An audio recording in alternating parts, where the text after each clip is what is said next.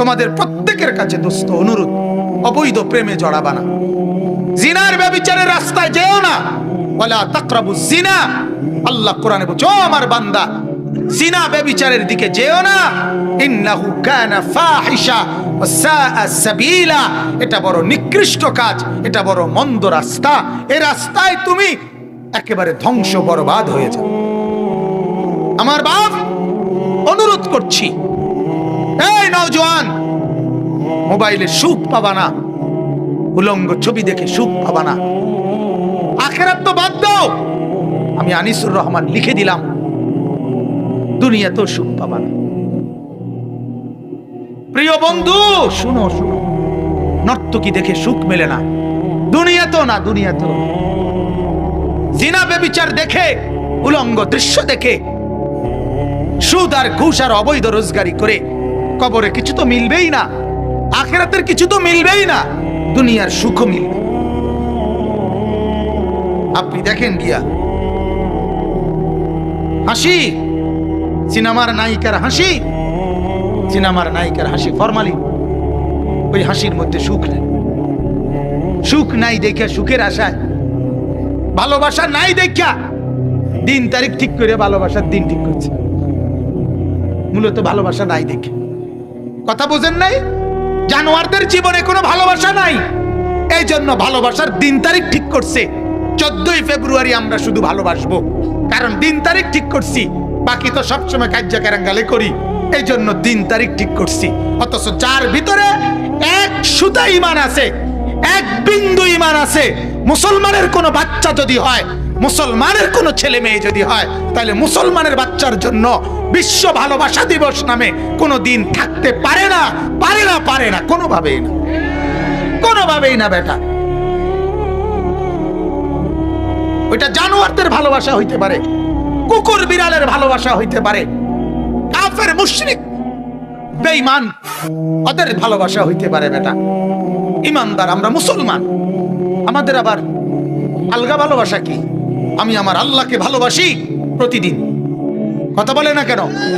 আমি আমার রাসূলকে ভালোবাসি প্রতিদিন, আমি আমার মাকে ভালোবাসি প্রতিদিন, আমি আমার বাবাকে ভালোবাসি প্রতিদিন, আমি আমার স্ত্রীকে ভালোবাসি প্রতিদিন, আমি আমার ছেলেকে ভালোবাসি প্রতিদিন, আমি আমার মেয়েকে ভালোবাসি প্রতিদিন, আমি আমার ভাই বোনকে ভালোবাসি প্রতিদিন, আমি আমার গ্রামবাসীকে ভালোবাসি প্রতিদিন। আমার আবার আলগা দিনে ভালোবাসার সবক শিখাবে কার? কথা বলেন, আমার আবার আলগা ভালোবাসা কিতা? আলাদা একদিন হবে কেন? এজন্য মুসলমানের ছেলেরা সতর্ক করলাম, আজকে গুনাহ কিন্তু গ্রামে গ্রামে আর শহরে শহরে সমান। শহরের যত ফ্যাশন গ্রামেও চলে, শহরের যত নোংরামি গ্রামে গঞ্জেও এখন কি। কাজে অনুরোধ আমার, যদি কেউ মুসলমানের বাচ্চা হয়ে থাকো, এখানে যারা বসছো তোমাদের কাছে বললাম, কেউ নিজের মোবাইলে 14ই ফেব্রুয়ারি নামে কোনোভাবেই ভাইয়া কোনো মেসেজ, কোনো ছবি, কোনো ফুল, কোনো ভালোবাসার কোনো শব্দ, ভালোবাসার কোনো বাক্য কোনো মেয়ের কাছে, কোনো অচেনা মেয়ের কাছে, অপরিচিত কারো কাছে আলাদাভাবে এই দিনের নামে কোনো ভালোবাসা সরবরাহ করা কোনো মুসলমানের বাচ্চার কাজ হতে পারে না। আল্লাহ আমাদেরকে লজ্জা শরম দান করুক, আল্লাহ আমাদেরকে ঈমান আমলের তৌফিক দান করুক। আমার ভাইয়া, এটা জরুরি বিষয়, আজ সতর্ক করার এত দরকার হয়ে পড়ছে। বাংলাদেশের কুছ নাই, মা কি মনে করবে তোর, বাবা কি মনে করবে বাদ দাও, এলাকাবাসী কি বলবে তোর বাদ দাও। আমরা দুজন দুজনকে ভালোবাসি, এটাই বড় কথা। এখানে মা কি আবার, এখানে বাবা কি আবার, এখানে গ্রামবাসী কি আবার, এখানে বংশমর্যাদা, এলাকার সম্মান গৌরব কি আবার, আমাদের ভালোবাসাই বড়। এই কথা যারা করছো, ওরা আহ্বান জানাইছে এই বছর 14ই ফেব্রুয়ারিকে সামনে রেখে তারা দ্বিধাহীন ভালোবাসার গল্প, তোমরা কাছে আসো, গল্প জানাও, তোমাদের কাহিনী জানাও, তারা জানাইলে তারা পুরস্কার দিবে। জানেন আমার সন্তান মুসলমানকে কোথায় নামায় দিছে? অর্থাৎ ভালোবাসার মধ্যে কোনো দ্বিধা করবা না, এক সিনেমার নায়ক, আমি পত্রিকায় পড়ছিলাম, হিন্দু নায়িকা, আরে হিন্দু মহিলাকে বিয়ে করছে কলকাতার। পরে জিজ্ঞেস করছে, আপনি হিন্দু মহিলাকে বিয়ে করলেন, আপনি মুসলিম? ওই লোক, ওই ডাকাত, ওই জানোয়ারে পরিষ্কার জবাব দিছে, ভালোবাসা কোনো জাতপাত মানে না, ভালোবাসায় কোনো জাতপাত নাই।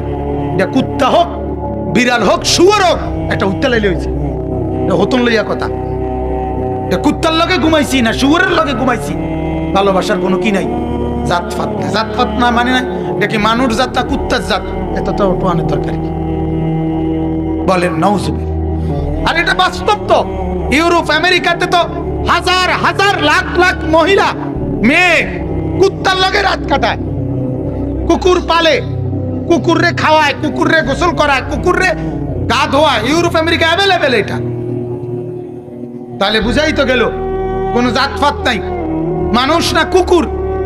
কিন্তু মুসলমান, আমাদের ভালোবাসার জাতপাত আছে কিনা বলেন না? আমাদের মধ্যে মা বাবা পরিবার এলাকা প্রত্যেকের সম্মতি, ওদের দিকে নজর রাখা, এটা কি দরকার আছে কিনা বলেন?